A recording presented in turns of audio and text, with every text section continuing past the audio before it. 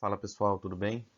Então hoje nós vamos estudar o primeiro molar superior, um estudo individual dos elementos. A face vestibular desse elemento, então ela vai apresentar um contorno trapezoidal, nós já vimos esse contorno em alguns dentes, né? Porém ele vai ser de base maior voltada para a face oclusal, então em referência ao incisivo central, por exemplo, a gente tinha um formato trapezoidal, né? Com a base maior voltada para a incisal. No primeiro molar superior, a base maior vai ser voltada para a oclusal. Sua cúspide mesiovestibular é mais alta e mais larga que a cúspide distovestibular, ou seja, a mesial é maior do que a distal. Então, a cúspide mesiovestibular é mais alta e mais larga, então isso significa que ela vai ser maior. Então, eu já tinha conversado com vocês a respeito de que nos dentes superiores, mesial sempre é maior do que distal. Um sulco vestibular se estende entre as cúspides até o terço médio, dando origem a uma fosseta.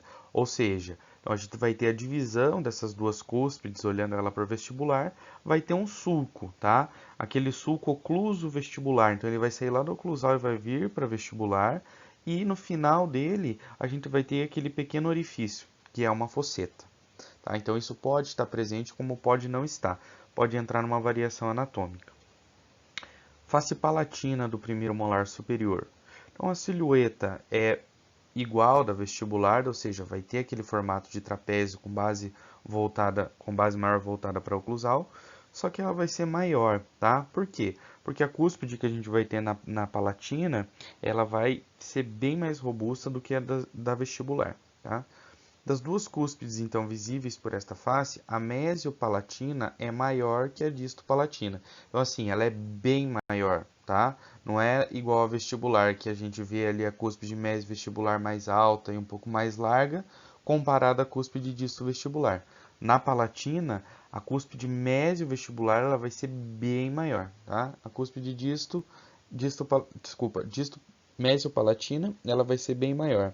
E a distopalatina, ou seja, aquela que vai ficar mais distante, bem pequenininha. Um sulco também divide essas cúspides, tá? Então, aquele sulco ocluso-palatina, ele vai sair lá da oclusal e vai em direção à palatina, tá? Então, ele vai dividir essas cúspides. A cúspide mesiopalatina pode apresentar uma saliência de esmalte chamado tubérculo de Carabelli. Na imagem vocês vão conseguir observar melhor. Mas é assim, a gente vai ter a cúspide, né? Então aquela cúspide mesiopalatina bem grande. Depois da cúspide a gente tem assim como se fosse um carocinho, tá? Esse carocinho ele é chamado de tubérculo de Carabelli e é uma variação anatômica também. Não é todo mundo que tem.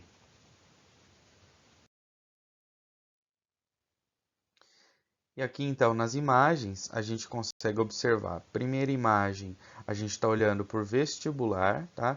Então a gente, assim, as duas cúspides elas são basicamente do mesmo tamanho.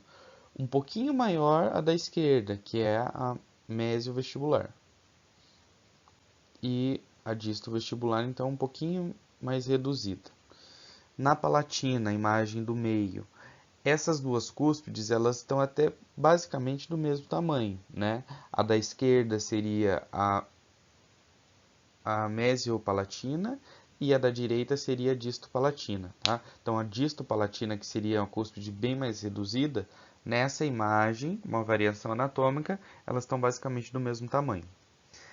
E a face proximal desse meu dente, o que eu consigo ver? Um formato um pouco mais retangular, né? Esse dente ele é mais largo, ou seja, de vestibular para palatina ele é mais largo comparado com a parte da oclusal ali até a cervical do meu dente, tá? Então as faces de contato, elas são retangulares, então foi o que eu acabei de falar, né? Mais largas no sentido vestíbulo-palatino, ou seja, de vestibular para palatina, elas são mais largas, comparado com cérvico-oclusal, né? Então, da cervical para oclusal ou da oclusal para cervical, esse dente é um pouquinho mais estreito. A face mesial é maior em todas as dimensões, então, aquilo que eu já falei para vocês. As bordas vestibular e palatina convergem para a oclusal. Então, na imagem e na demonstração, vocês vão conseguir entender melhor isso, tá? Mas então é assim, ó, a gente tem uma inclinação, se a gente olhar o dente pela proximal, tá? Então, lembra que eu falei para vocês que os dentes inferiores, eles têm uma inclinação um pouquinho mais acentuada para a lingual, quando a gente observa eles por proximal. O superior, então o que a gente vai ter? Borda vestibular e palatina convergem para a oclusal, ou seja, ele vai ser um dente que ele vai ser mais arredondado. A gente não vai ter uma inclinação tão acentuada enquanto a gente olhar ele pela proximal, tá? Enquanto a borda palatina apresenta-se convexa da cervical até a oclusal. A vestibular é convexa cervicalmente e continua como uma linha reta até a oclusal. Então vamos lá, vamos decifrar tudo isso daí. Enquanto a borda palatina apresenta-se convexa da cervical até a oclusal, tá? Então o que eu já havia falado para vocês sobre a borda? A borda, ela vai ser então ali aquela transição entre a face vestibular e o ponto de contato, tá? Então é através dessa borda que a gente vai ter uma área de brilho e uma área de sombra, tá? Dentro do dente.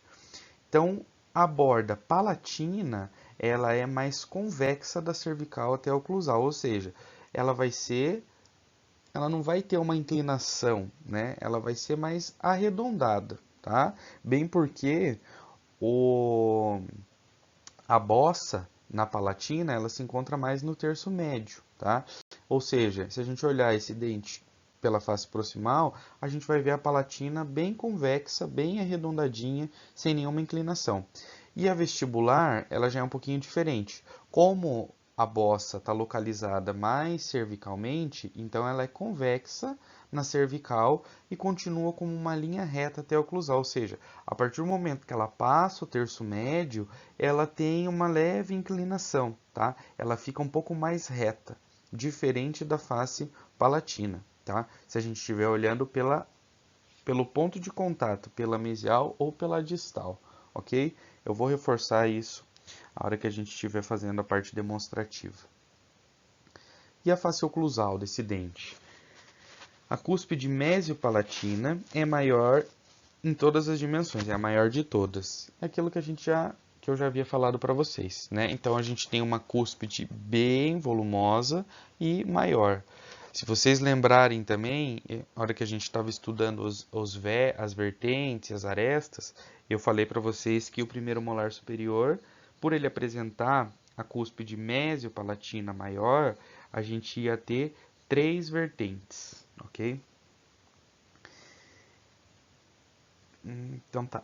Então, esta face ela vai apresentar sulcos principais, sulcos secundários, fossas, fóssulas, crista marginal, ponte de esmalte entre as cúspides mesiopalatina e disto vestibular.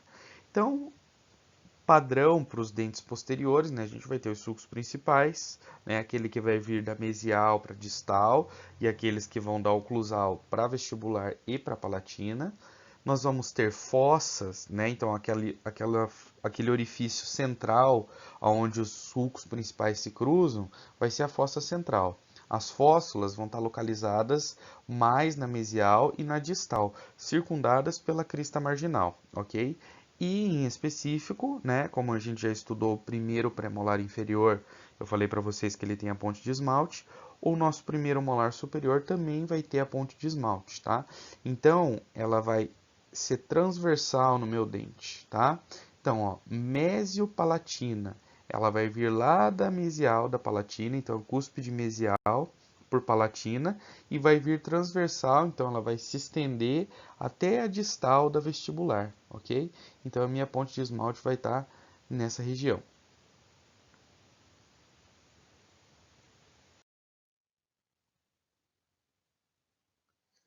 Aqui nessa imagem, então, pessoal, a gente consegue observar bem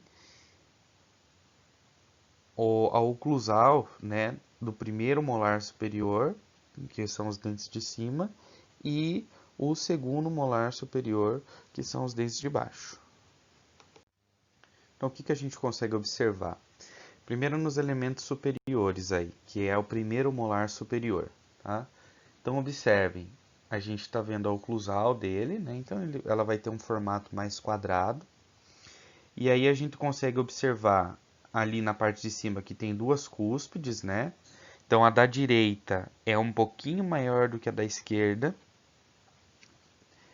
E atrás, uma cúspide bem grande e a outra mais reduzida. Então, o que eu consigo observar? Em cima é a vestibular, embaixo é a palatina, tá? Então, observem, uma cúspide maior na vestibular, ou seja, mesio-vestibular, e uma um pouquinho mais reduzida disto-vestibular. Olhando por trás, a gente tem uma cúspide bem volumosa, que é a cúspide mesio-palatina, e uma cúspide um pouquinho menor aqui, que é a disto-palatina. Olhando dentro do dente, ali na oclusal, observem. Vocês estão vendo que não tem aqui uma continuação do sulco principal nesses elementos? Porque aqui está passando a ponte de esmalte, tá? Então ela vai da cúspide mesio-palatina, ou seja, da maior cúspide na palatina, transversal cortando o dente e até a cúspide disto-vestibular. Então, nesses elementos em específico que a gente está observando, a gente não tem uma continuação do sulco principal em cima da ponte de esmalte. Então, a ponte de esmalte ela está ali escondendo, como se fosse aquela continuação do sulco principal, tá? Então, vejam, aqui nesse elemento, nos dois elementos superiores, observem, do lado esquerdo, nós temos uma fossa central e uma fóssula na distal. Aqui na mesial a gente não está conseguindo ver o orifício aqui, eu não tenho uma região pontiforme aqui, né? E agora na imagem da direita a gente já consegue observar um pequeno orifício ali na mesial. Então a gente tem a fossa central, fóssula distal na esquerda e fóssula mesial na direita. E os dentes inferiores aí da imagem? Então a gente já consegue fazer uma comparação. Observem como a oclusal do primeiro molar superior, ela é bem quadrada, o dente é bem grande. E a oclusal ali de baixo, do segundo molar superior, ela já é um pouco mais reduzida. E aí a gente tem também duas imagens. Uma imagem da esquerda que ele está um pouquinho mais gordo e uma imagem da direita que ele já está um pouquinho mais reduzido, tá? Então nós vamos estudar agora o segundo molar superior para a gente conseguir entender essa diferença. Olha lá. Então aqui a gente tem uma imagem, né? Aquela imagem de sobreposição. Então aqui primeiro em cima, primeiro molar superior a imagem da esquerda, segundo molar superior a imagem do meio e a terceira a sobreposição dos dois. A gente está olhando eles por vestibular, tá? Então, o que eu consigo observar? O primeiro molar superior maior, né, levemente maior em todas as dimensões comparado com o segundo molar superior. E o segundo molar superior levemente menor em todas as dimensões comparado com o primeiro molar superior. E pela oclusal? Pela oclusal, a mesma coisa. Então, a imagem da esquerda eu tenho o primeiro molar superior, imagem do meio, segundo molar superior, e na terceira imagem a sobreposição das duas. No molar superior, na oclusal ali, ó, consigo observar aqueles detalhes que a gente acabou de ver, ou seja, cúspide mesio-vestibular um pouquinho maior do que a disto-vestibular, cúspide mesio-palatina bem maior comparado com a disto-palatina, e a gente consegue ver então que a parte mesial desse dente é maior do que a distal, e a gente consegue observar fossa, fóssulas e sulcos principais, tá? E aqui também no desenho não tem um sulco ali contínuo em cima da ponte de esmalte, né? Então ele está interrompido.